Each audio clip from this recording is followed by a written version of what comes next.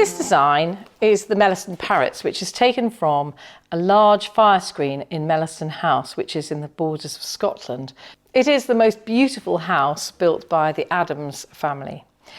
Not the one on the telly, the cartoon, the architect and designer. Anyway, very fittingly, it has the most beautiful objects, and this was on a fire screen, so I've made it into a cushion, and I've actually used fabric to mount it with and frame, which is incredibly expensive cashmere, and I just couldn't resist buying a metre of this lovely gingery brown cashmere when I was in San Francisco one day at Britax's shop, and I'm not sure if it's still there, but the lady in there was so helpful, and I really didn't use it for ages. I just used to look at it, but eventually it's fantastic for the cushion. So it's a very expensive piece of fabric, but I have no regrets because I feel it and it's gorgeous.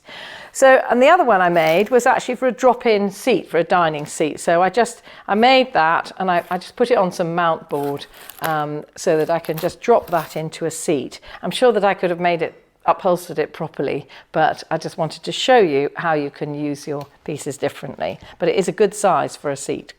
So the kit itself obviously has the picture on the front and the fabric printed with all the stitch instructions. I'm going to get a little bit vicious opening this one.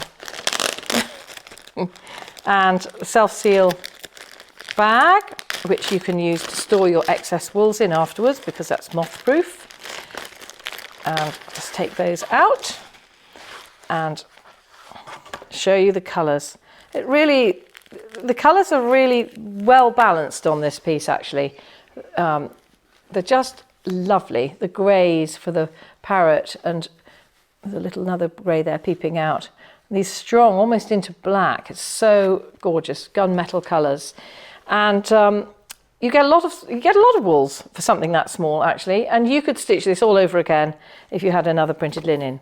So the instructions, as usual, are step by step, and take you from the easiest area and into the more challenging. So they're very step by step, and there is the little parrot, and you just get lots and lots of pictures of parrots, because by the time you do the parrot you're actually an expert at crewel work because you've done everything else, but it's still a bit that people would get worried about because your eye goes to it, always. You probably ignore the background, but your eye's drawn to the parrots with their little funny beady eyes, as in real life. And then you have the